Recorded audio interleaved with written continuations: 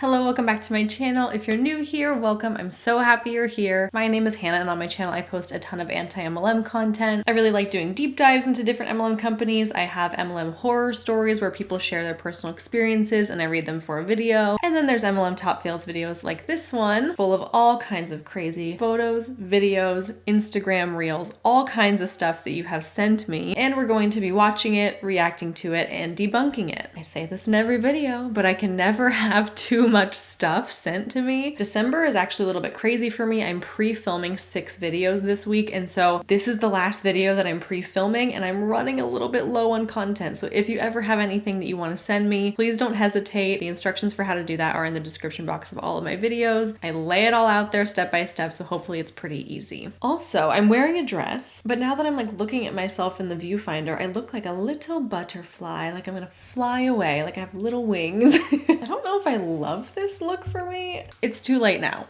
Okay, as per usual, we are going to get the most disturbing clip out of the way first. And this is also going to give people a chance to skip over this clip if it's going to be too upsetting. So here is your content warning. This next video has to do with the pretty violent and horrific death of a pet. And I will admit that this first clip I'm going to show you, it doesn't have a whole lot to do with debunking the myths of the MLM industry like most of what I show you does. But it is a really, really good example of the oversharing that is rampant in MLMs. When you join an MLM, one of the things you're going to be primed to do is share every aspect of your life, overshare those things, okay, good or bad, doesn't matter, and somehow tie those experiences back into a pitch. So this first video is of a Monat rep holding her son close to her while she's telling this really horrific story, honestly, about how their dog killed their bunny. It's like a 3-minute clip. It is way too detailed of a story. And then at the end of the story, of course, she jumps into her pitch. But if this is going to be too upsetting to you, please scroll in the timeline bar down below. I will mark where we get into the next clip. We have had quite the morning, haven't we, buddy?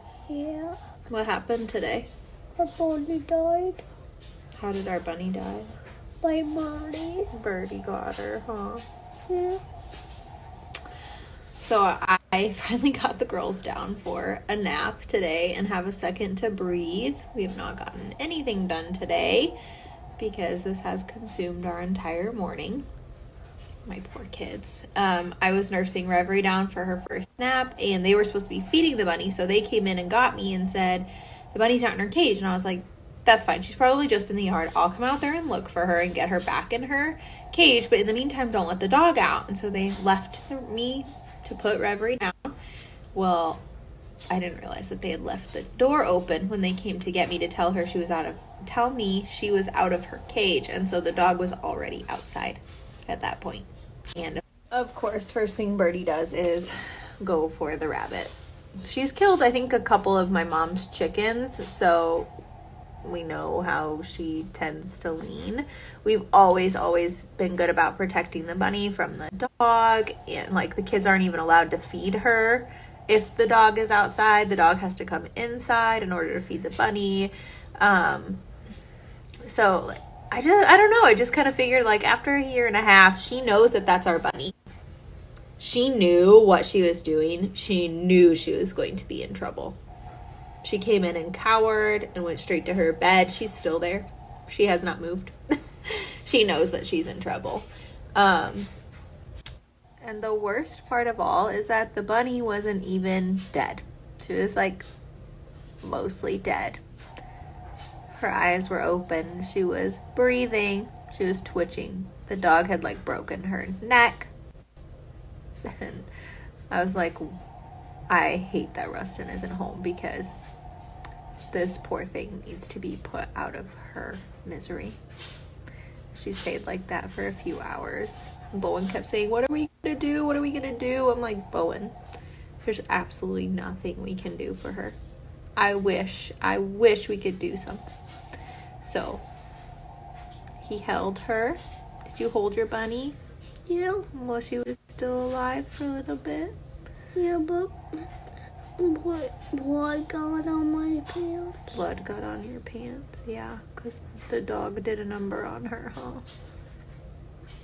Yeah. Okay, and then Immediately after that, she posts this picture. Really terrible. This is of her son holding their dying bunny. The next slide, I'm gonna heavily blur his face, but he's got like tears coming down his face, clearly very upset. And she says, this is what he did for 3 hours straight today. Life is so tragic. And then here's what comes next. I also wanted to share holiday sets with you guys, and I was so excited because I saw what they launched this morning and I got on and purchased mine. I don't have my hands on them yet, but I was so excited to tell you guys all about them, and then life happened. So I do have some graphics that I'm going to share. I wanted to preface by saying that I'm so excited this year that the kits with the Hot Tools come with customizable product options. And I'm just going to cut it there. She keeps going for 2 more minutes about the holiday sets and the Black Friday deals and all that stuff. But do you see what I'm talking about here with the oversharing? First of all, I'm so sorry for her family's loss. Very traumatic. I feel terribly for her son who had to witness that and apparently be very hands-on with this whole situation. But something about this feels so uncomfortable and off to me. I think it obviously has something to do with like the detail that she told the story. But I feel like it also is the fact that she like, come on over, let me hold you and let's film this. Let me retell the story in graphic detail with you sitting right here. I mean, that's gotta be like re-traumatizing him, and I don't like that. A little mini story time, okay? When I was in middle school, we adopted this dog who had a terrible habit of running out the door anytime anybody opened it. And within a month of having him, he got out of the house, he ran into the street, and I witnessed him getting hit and killed by a car. And I was messed up, you guys, okay? A middle schooler. I was jacked up from that. The image of that is seared into my mind forever, and my family doesn't talk about the details because it's horrifying. So with that background and with my own personal experience, I'm wondering what on earth is going through her mind that she thinks that this is okay to be doing. I always try to give people the benefit of the doubt. Maybe she's just trying to process it. Obviously, it's really terrible. But more than anything, it's coming off to me like some kind of really sick and twisted sob story at the expense of her dead bunny and her upset child. Even like a, hey, sorry guys, I meant to tell you about this sale sooner, but we had something very upsetting happen in our family this morning. That would have been sufficient. We didn't need to know about the bloody pants and she wasn't dead and the dog broke her neck and just, oh my God, I'm sorry that I'm replaying it for you now. Again, it's just this chronic oversharing that I'm not so sure she would be doing if she wasn't in an MLM and if it didn't feel like it was a setup for this pitch. And in the end, that's what it all boils down to. It's very upsetting. And we're moving on now. Okay, this reel is someone dramatically walking up the stairs saying, starting my online business, thinking I would have to do it alone. And then it transitions into becoming a part of the best community and helping women all over become the best version of themselves. And it looks like her team like dramatically walking back down the stairs. And this reel just feels ironic to me because she's like, I was afraid I would have to do it alone. And I'm like, really? Because you actually solely rely on other people to make money. So I don't know why you were under the impression that you would even be able to do this alone, quite frankly. I mean, think about it. You literally could not do a network marketing business alone. You would have to have this, quote, community of women, because that's how the scheme works, right? More people equals more money. And this is just evidence as to how these people aren't actual small business owners. Take a person with an Etsy shop, for example. That person truly could have a one-person business. They could be the ones creating the product. They could be the one managing the website. They could be the one shipping out the orders. They are the customer service representative. And all of that would make them a successful solo small business owner. But you could never do that in an MLM because obviously they're not the same thing. In a lot of companies, you actually can't even climb the ranks in the compensation plan without recruiting others. You might be able to make it 1 rank, maybe 2 ranks, but most of the time, in order to rank up even once, you have to recruit at least 1 person. So I just thought this reel was very funny, very ironic. And then the second part about becoming a part of the best community and helping women all over become the best version of themselves is also ironic because what does she really mean by that? Translation: I recruit people to be on my team and together we all participate in a bunch of this BS, personal development and mindset work that brainwashes us into believing that we're not in a scam. It's just so ridiculous. And next up is a Monat rep talking about how their products are consumable. Monat products are consumable. Hair care, skin care. They're gonna fall in love with their results and they're gonna want more, okay? It's not like this necklace, okay? This little pendant right here that looks like it's like super expensive, but it's actually from Amazon, okay?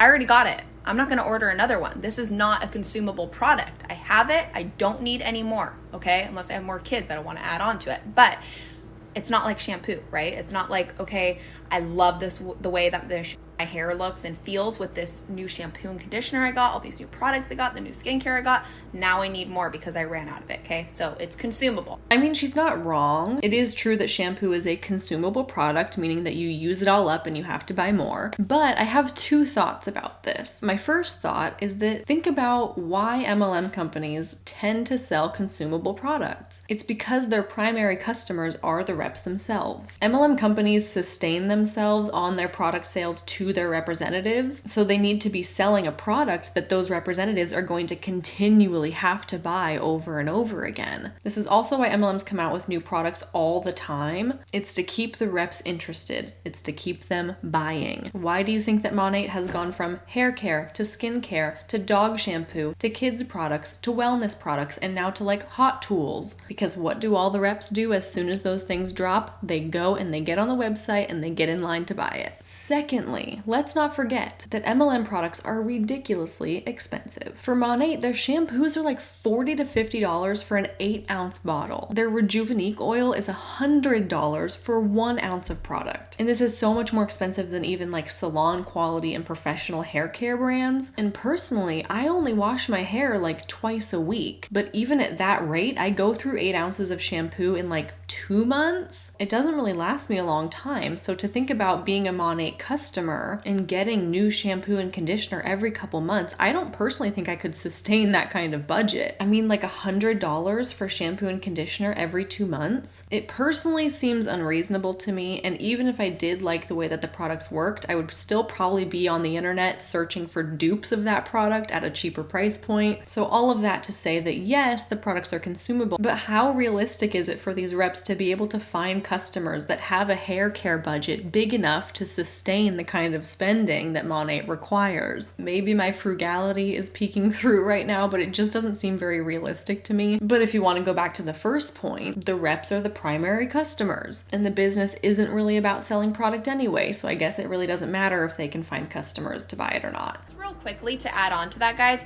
we have products for every single person in a household, okay? Mom, dad, kiddos with our junior line, dogs even. We have an entire pet line. So we literally have something for every single person.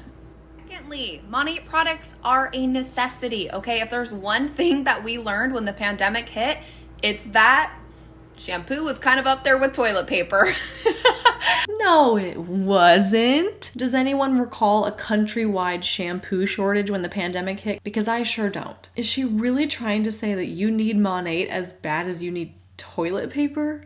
Every single person washes their hair and needs these products, okay? They're gonna run out of shampoo and they're gonna need to wash their hair again, okay? Not every person washes their hair, actually. Fun fact, AJ doesn't wash his hair. He hasn't washed his hair with shampoo in 6 years. And I mean, if you really want to get into it, you can actually train your scalp to not need shampoo as often. That's what I've done. I only wash my hair like every 3 or 4 days because that's how long it takes for my scalp to get greasy now. But in my prime, I could go like 7 or 8 days without washing it. I need to get back to that. I mean, liquid shampoo was invented only like 100 years ago. It's a relatively new invention, okay? Your scalp naturally produces oils that condition your hair and give it a natural shine. But what's happened in modern times is we've made it a regular thing to be constantly stripping our scalp of its natural oils, sometimes daily if you wash your hair every single day. That's what shampoo does. It cuts through all that grime and grease and it strips it. So what happens when you strip your scalp clean every day, your natural oil production goes into overdrive. It overcompensates for the fact that you're just constantly stripping it away, and you end up getting super greasy super fast, and then you have to wash your hair again. The more frequently that you wash your hair, the quicker that it will become greasy. And I guess I should give the disclaimer that that's what I've experienced in my personal hair texture. But it's very fascinating. You can do a lot of research. You can do a lot of reading online of different examples and strategies of how to kind of wean yourself off of shampoo. But it is kind of this vicious cycle that we've gotten into as a society, and it doesn't have to be that way. Like I said, AJ hasn't used shampoo in 6 years, and I've never seen his hair look greasy before because his scalp just doesn't overproduce oil. All he does is get it wet wet in the shower and he's good to go. It takes time. You're gonna be a grease ball for a hot sec, but it is possible to train your scalp out of needing shampoo as frequently. Maybe not quitting it cold turkey, but at least like cutting it down to once or twice a week. All of that to say, sorry for the tangent,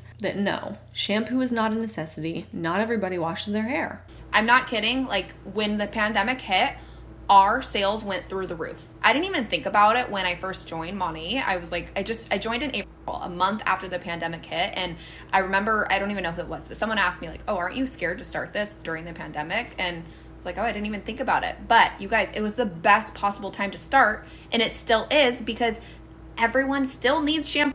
No matter what's going on in the world, everyone needs it. She said that Monate's sales skyrocketed when the pandemic hit, but let's be clear that that wasn't because everyone suddenly needed shampoo, thanks to this fictional shampoo shortage of 2020 that she's describing. Monate's sales may have increased, but that's only because people were losing their jobs and they were signing up for an MLM because they thought that it would be a great work from home option. And what do you have to do to sign up for Monate? You have to buy a starter pack of products. So that's where all the product sales were coming from. It wasn't like the current reps all of a sudden had like an influx of new retail customers. No, there was just a whole bunch of people signing up for Monate out of financial panic, which in itself is very unfortunate. This next one is just a very short video. This person is in the company Valentis, which is best known for its weight loss coffee, which in itself sounds like a total scam. But she's saying, 3 years ago, I changed my regular coffee to this alternative to aid my weight loss journey. This exact coffee went on to make me my own boss age 25, quadruple my annual earnings as a full-time dental nurse, and allow me to get my dream car. A couple videos back, I had a clip of this person explaining the 8 different ways to earn in Valentis, and funny enough, only one of those ways had to do with selling the product, the other 7 ways had to do with recruiting, so I call BS on her saying, this exact coffee went on to make me my own boss. Nope, it sounds like recruiting is what brought you your success. And don't forget that MLM reps are the boss of exactly nothing. I guess you could make the argument that they are the boss of themselves because they are in control of the actions that they take to try and be successful, but they're not the boss of anything, they're not the owner of anything, they're not the CEO of anything. And lastly, she has an income claim about how she quadrupled her previous income, which I looked it up and it's against the company's policies. It falls under their unethical activity category, so that's great. And again, proving that they're not the boss of anything. If you have to abide by someone else's policies and procedures, or in this case, choose to ignore those policies and procedures, you're not your own boss. You are a contracted salesperson for someone else's products. This next clip is a Young Living rep essentially begging people to buy from her so that one of her teammates can rank up. I also wanted to mention something really quick. So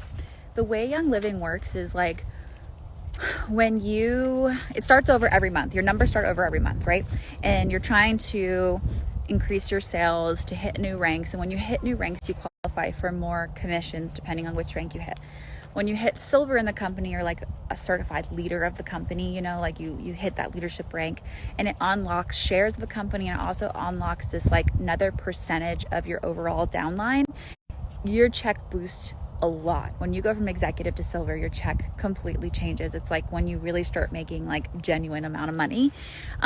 Getting to silver is when you start making a quote genuine amount of money. Okay, cool. Let's see how many people make it to silver or above. Ah yes, classic. If you're able to make it to silver or above, that means you're within the top 1% of the company. Good to know that it is super unlikely that most people will make it to a place within the company that they will be making a quote genuine amount of money. Big yikes there. There's a girl on my team who is really, really close to hitting that rank for the first time. So there's a lot of people like re-ranking because we kind of went through like a dip and now they're coming back up and they're hitting their ranks again. But this chick, Abigail, she's like close to hitting it for the first time. And how exhausting does that sound? When you're in an MLM, you have to constantly fight this uphill battle to either maintain or achieve new ranks. Each and every month, you either have to maintain or exceed your level of performance from the previous month, or else you fall down the compensation plan and therefore make less money. And she even said it herself that her team just went through a dip, and it seems like a lot of people on the team were affected by that. She said, we experienced a dip, not I experienced a dip, because not only do you need to hit certain sales volumes and purchase requirements requirements for yourself to make ranks in Young Living, your team also has to be pulling their weight as well. So quite literally, your success depends on other people, which in my opinion is very terrifying. I don't want my income to be that dependent on anybody. And this is reminding me of something that my high school dance coach would always say. I was on a competitive high school dance team, and we would often take first place in all of the categories we competed in at state every year. And she would always tell us it's hard to get to the top, but it is harder to stay there. Meaning that if you set this goal for yourself and you do everything in your power to achieve it, and you do, great. But what's next? Are you able to maintain that level of energy and effort? And if so, how long can you maintain it? I'm sure that these poor people just feel like they're on this never-ending hamster wheel where they hit this new rank at the end of the month, but they can't even take a moment to breathe and celebrate because it's a new month, new goals. And they're always focused on the new month ahead. It's really sad if you think about it. Okay, so we literally have the rest of this evening to make that happen. The way that I can support her is by all the purchases that come through me. I can move and I can stack those purchases underneath her organization. What that means is you'll still have me as a leader. You'll still have me to come to for all your oily questions. You'll still get a welcome gift from me. I'll still get paid for your purchase. Let me just be clear about that.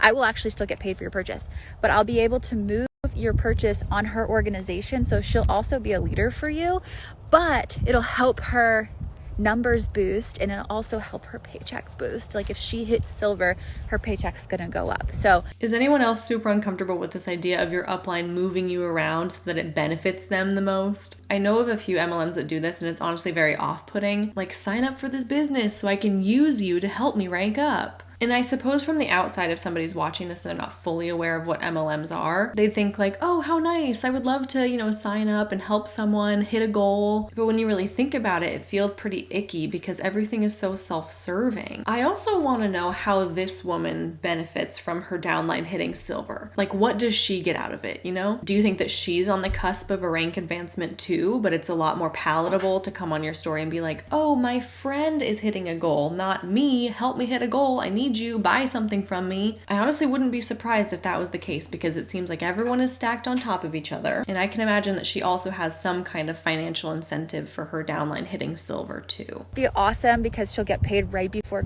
Christmas, and it's just like something I really want to see happen. If it doesn't happen this month, we'll run for it again next month. But she's about $1,400 away, which seems like a lot, but with the changes that Young Living has had, you no longer have to just buy a starter kit to become a member. You can buy anything. And with that, there's been a lot of people who've hopped on and become members with me or anyone on our team and have just bought a ton of different things for Christmas gifts, like oils for stocking stuffers, rollers for stocking stuffers, diffusers, all that kind of stuff, which is such a fun gift to give because you're giving the gift of wellness. My mom bought all of us starter kits when I was 16. I'll never forget that. So yeah, I'm speaking that forward. I'm speaking that there's a hippie mama out there like my mom that wants to get all of her kids starter kits or grandkids rollers and put them in their stockings. I'm seeing that for this occasion. And if you do that before midnight tonight, you're going to get a bunch of goodies from me. You're also going to be helping a family that's really, you're going to be helping our family, and you're going to be helping a really beautiful family. If I was a child and my grandma got me essential oils, I'd be like, what the heck is this? And do you know the reason why so many people give Young Living as gifts like she's describing? It's because Young Living has a 100 PV point requirement every single month if you want to remain active. If I'm remembering correctly, for the bottom ranks, you can hit that PV requirement by both purchasing and selling, but above a certain point in the compensation plan, you can only get that point value by purchasing yourself. You cannot achieve it by selling. And that just goes to show that Young Living reps spend a crazy amount of money on Young Living products each and every month, so they take every chance they can to give it away as gifts. That's what's happening here. Don't be fooled. It is not because everyone wants Young Living oils and it's such a great gift and you're giving the gift of wellness. Oh my gosh. It's because they have purchased so much product that they don't know what to do with. They're trying to pawn it off at every opportunity. I feel like she's also guilt tripping really hardcore by being like, you would help our family family and another beautiful family. And like I said previously, sure, maybe it would help that family this month, but what about next month? And the month after that, and the month after that. It's a never-ending cycle. So whenever new members join, you have 30 days to move them where you want on your organization. And so I always try to move the new members where they're going to get the most support, so that way that I'm not their only person to reach out to. They have multiple people to reach out to. And I also like to move them somewhere where it's going to support one of our members as well, and helping them grow their business. And so that's something I'm sharing because I just think it's such a beautiful opportunity that you get in this business to support your fellow teammates. That's really honestly, I think, why we grew so fast, because that really just fired me up, knowing that when I enrolled people, I could support all of my friends and family members like that. Yeah, it's not a good look. And I always find the language fascinating. She's saying organization instead of my downline. Or she's saying we're going to place you somewhere to support one of our members instead of we're going to make the most money off of you if we put you here. It feels like it could be a disassociation, honestly, by phrasing it that way and making it sound better. I'm sure that helps her believe that what she's doing is genuinely a good thing. Oh, okay, the next one is also a Young Living rep. I'm just gonna let this one play all the way through. Yeah, really? Oh my gosh, it's dark. Why is it so dark? It's California after a time change. Okay. Guess what? What? Guess how far away we are from a $150 bonus? 200. No, a little more than that. 230. Well, more than that. 260. Okay, it's $375. $375. But it's a $150 bonus. Uh-huh. I'm gonna make you a deal. Mm-hmm. If you can help us get there, Mm-hmm. I'll give you half of the bonus. Well, What's half of I $150? have no idea. What? What? What's half of 150? 75. 75. You want 75 bucks? Yeah. What should the people buy? Give her. Kid Power? What else should they buy? Power. Valor? Busy playing a game? No, I just. Amberly, what are you going to do with your $75? What? I can't. What are you going to do with it? I don't know. Oh my gosh, really? No, I do. What would you do with it? Buy me presents. Buy me presents? No, everybody presents. Oh, Not okay. just Okay, good. you. That's fun. That'd be nice. You wouldn't even spend it on yourself? Well, if I had any more.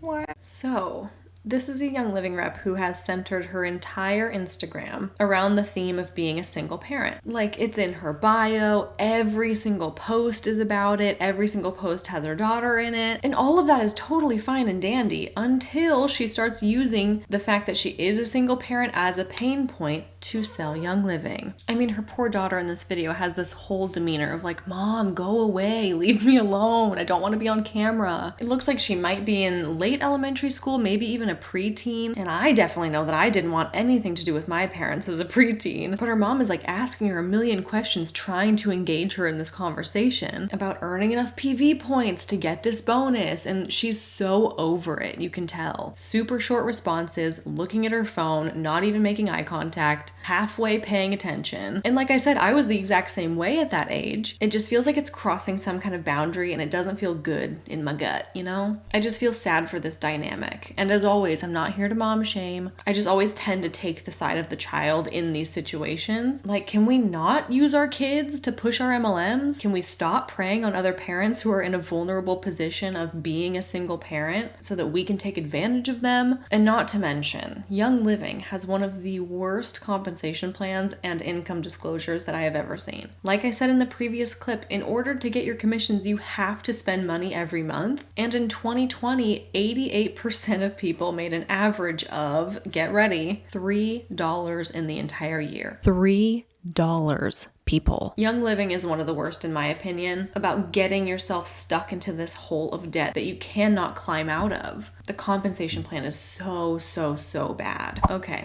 I'm normally not like this. I usually don't do this, but I'm gonna get just a little bit petty, okay? Just a tiny bit petty. This is a Mon8 rep, a recurring character, and she's trying to show us how to use the new heat brush that came out for Black Friday as part of the holiday sets, I guess on on Black Friday. They always come out with hot tools. They had like a waver and a curling iron and this heat brush. And honestly, she's making it look so hard to use. In my opinion, this hot tool is trash and it does not make your hair look very good. Okay, so I'm just gonna show you. Good morning. Happy Thanksgiving, you guys. I finally snuck away to the room and I had to show you guys this really quick. Okay, this is what this tool does. So this is air dried, just slept on wet hair. And this is what this did in like 2 freaking seconds. Okay, so I'm gonna show you with this side because we still have these left, but they are going quick. I already sprayed a little bit of my heat protection on there. So like I explained the other day, what this does, hold on, I'm trying to get a grip of hair in there. And then as you spin it and you go down, it straightens without like losing that volume. Okay, so a straightener is gonna straighten, obviously, flat iron, it's gonna flatten the hair. This is going to straighten it out without flattening it. So what I'm doing is I'm just running this brush through my hair right now just to get it a little bit straighter and smoother. And then I am going to use my wand. So I'm going to wand curl my hair today. Wand curls are like probably my favorite curls. I could use the straightener or the curling iron to get them that way too. I know I get asked all the time to do tutorials on that. Maybe I will try to do that, but just to smooth it out a little bit. And do you see how like it's not... Okay, baby, I'm coming in 2 seconds. Yep, tell her I'll be right out there. You see how it keeps it like full? Okay, I gotta go out to my event. Again, I'm sorry for being petty, but I'm showing you this because it's a great example of how they will try and sell anything even when they clearly don't believe in it themselves. She was struggling with that stupid brush and the end result didn't even look very good in my opinion. She's like, wow, look at how great this looks. It gives your hair volume. And I'm like, are we looking at the same thing? I just feel like you can tell that what she's saying is not really how she feels. And personally, I don't feel like she sold that brush very well. Nothing about that video convinces me that I need that hot tool in my life. That just gave me a good laugh, so I had to show it to you. Oh my gosh, another Young Living rep. Okay, lots of Young Living in this video apparently. This is a reel of her holding her infant and sniffing essential oils out of a diffuser, and it says grounding my anxiety without drugs or alcohol. And then it says realizing I could have saved $30,000 at rehab if I'd learned this earlier in life. What is it with Young Living reps in particular doing the most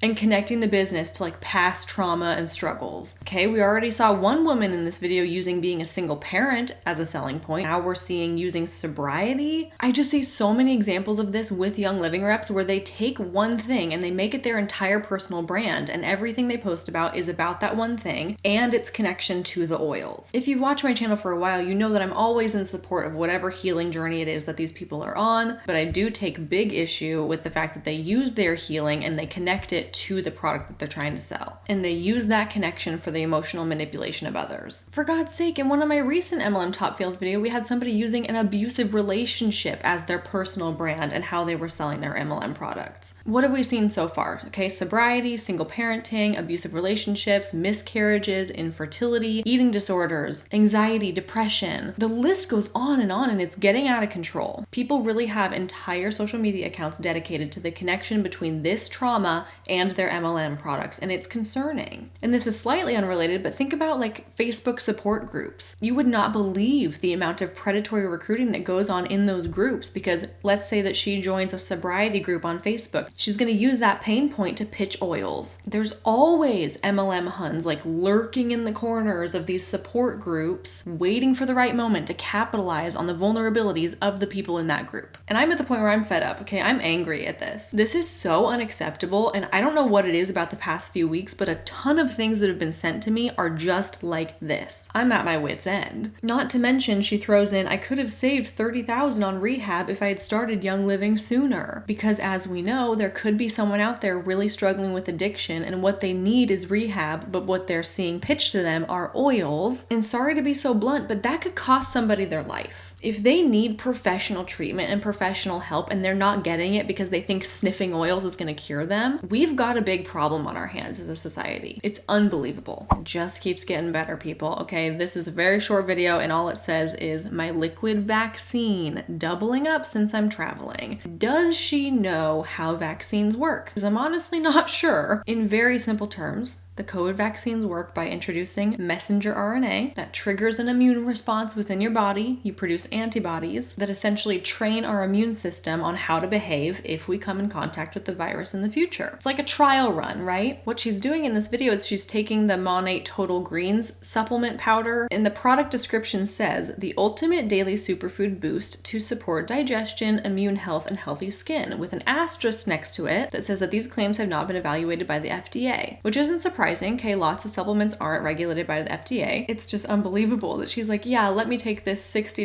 MLM supplement instead of getting an FDA approved vaccine. Dear Lord, it's delusional. She's basically ingesting vitamins and minerals and calling it a vaccine, which is ridiculous. Okay, you could go eat some fruits and vegetables and it would have the exact same result. Please understand that these MLM products are not proven to do anything. And if you're going to be traveling and you would like to protect yourself and others from getting sick, Monate Total Greens isn't the way to go. And as we know, Monate reps are not allowed to be doing this. They cannot be promoting their products or the business opportunity in the context of the pandemic. I feel like a broken record. I've said that so many times. It's against Monate's policies and procedures, as it should be, because it's disturbing how many MLM reps are capitalizing on a global crisis to sell their crappy supplements. It's not technically allowed, but it's also not enforced, which is why we see it still happening as much as we do. This next video is a rep for Kangen water machines, the crazy expensive water filter. And I'm going to show you this because this is apparently like a new recruitment / sales tactic we should be on the lookout for.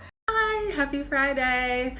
I have been thinking about doing this for a little while and I wanted to officially offer it, but I thought it would be fun to do free discovery calls. I don't even really want to call them that because it's more like a pick my brain or ask me anything session. But I've had a couple calls with folks I've been chatting with on Instagram, and it's just so nice to connect live and not have the, I don't know, like the barriers of just texting or even voice messaging through Instagram.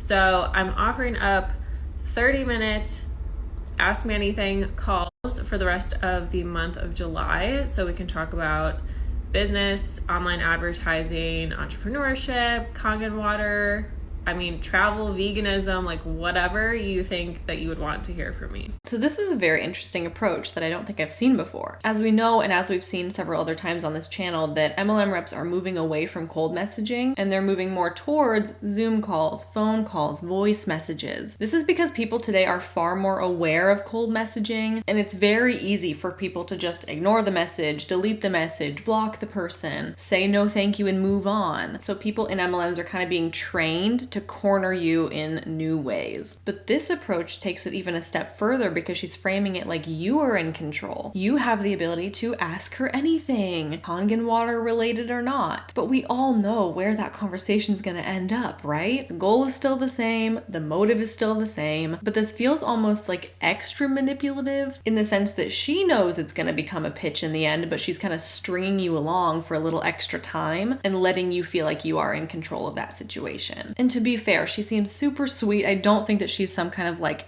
manipulative mastermind or anything like that, but it still doesn't excuse the behavior, and in the end her actions are manipulative, and apparently this needs to be a tactic that is on our radar and that we need to be looking out for now. And with that, my friends, that is all that I have for you for this MLM Top Fails video. And as always, before we go, I have a comment shout out. This one says, quote, "If it scares me, it probably means I'm supposed to do it," I say as I approach a black bear and try to fight it, because MLM reps will always say, just jump in, just do it. If it scares scares you, that's a good thing. It's not always a good thing, okay? Listen to your gut, trust yourself, know that joining an MLM is most likely not the best thing for you. And with that, thank you so much for watching. I really appreciate you, and I will see you in my next one real soon.